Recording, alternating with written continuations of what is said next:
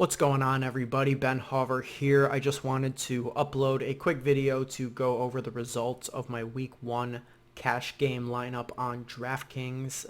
One thing about this industry is that there is so much predictive content out there in terms of fantasy, in terms of DFS, sports betting, all of it. But, I don't know how much transparency there is. A lot of people are really eager to tell you what you should bet, who you should play in fantasy, but how many of them, come back the next day with results. So, win or lose, I'm going to be here every Monday morning going over the cash lineup that I played, that I put my money on, and I'm going to just sort of go over that and, hopefully add to a little bit of credibility and, just give people a little bit of insight into why I do what I do and why I feel like I'm qualified to be giving information in the first place. So let's get right into it.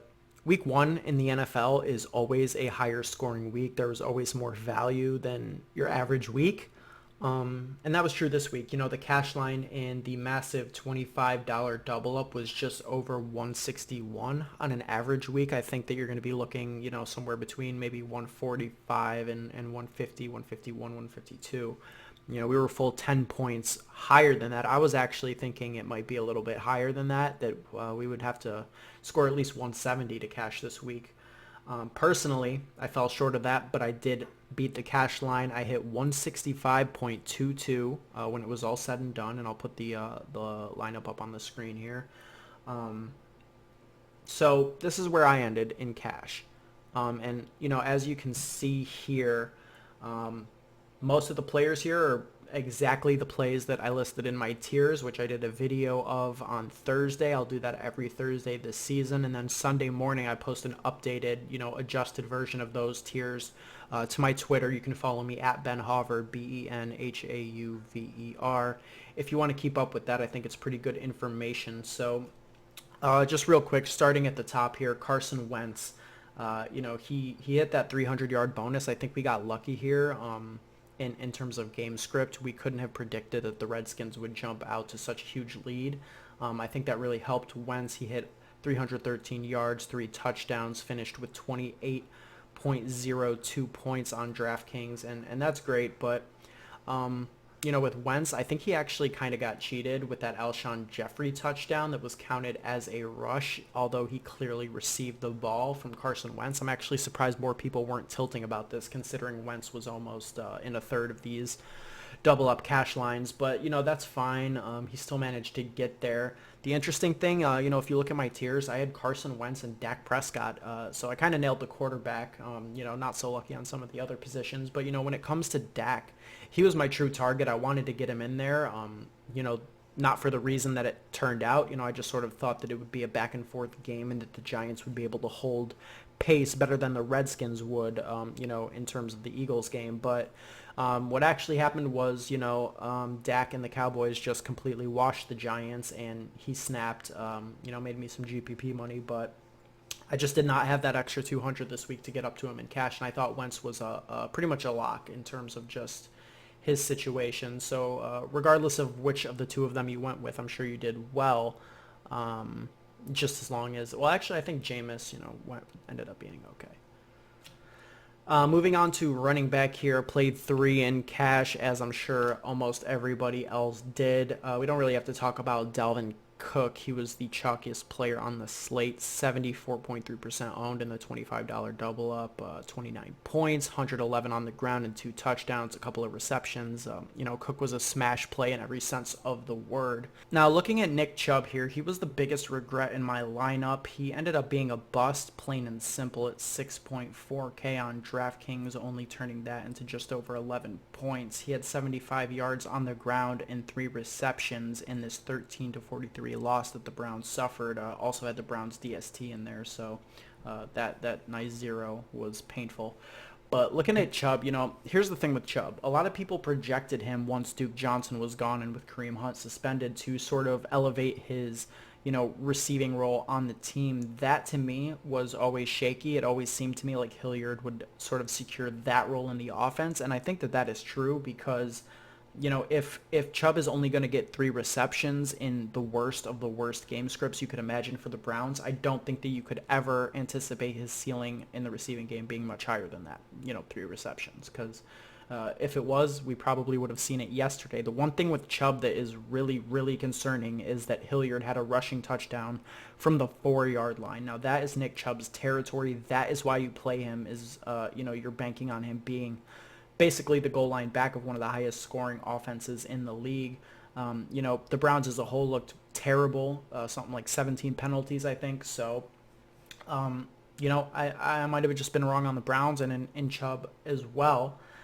Chris Carson, on the other hand, who ended up in my flex, was a great play. And, Chris Carson, he might be a different player this year. That's one thing that we all have to recognize. Pete Carroll was talking about getting him more involved in the receiving game, and I think that happened even more than we could have ever imagined. He led the team in targets with 7.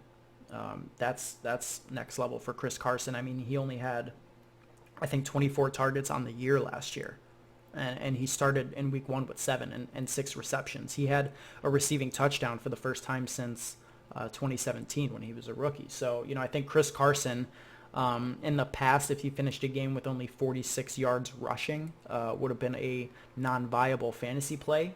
This week, we saw that his usage, as a receiver, could very much elevate his floor. And he touched the ball more than Russell Wilson did. So I think that Chris Carson is a pivotal piece. We'll see what his price is next week. But, Chris Carson, he was a good play. Ultimately, looking at running back as a whole, I was never going to pivot off of Chubb. Never was. I looked at him similar to Cook in terms of being a lock. I really thought that the Browns were going to just completely wash the Titans. So, maybe I should have played Austin Eckler, but even that, he's still split with Justin Jackson. So I don't know. Fading Eckler in cash, probably not the smart move. He should have been my other, running back besides Chubb, but we got there in the end. So it is what it is. Moving on to wide receiver, this was the cash build that I think was necessary. A lot of people went down to Westbrook, who was one of my favorite plays of the week. I really wanted to get there. Okay, I did. I didn't have any insight. Who could have predicted that, Nick Foles was going to get hurt, because, it looked like Westbrook was, potentially on pace for an amazing game where he would have outproduced all these guys that I ended on in that 5.8 to 6.2 range.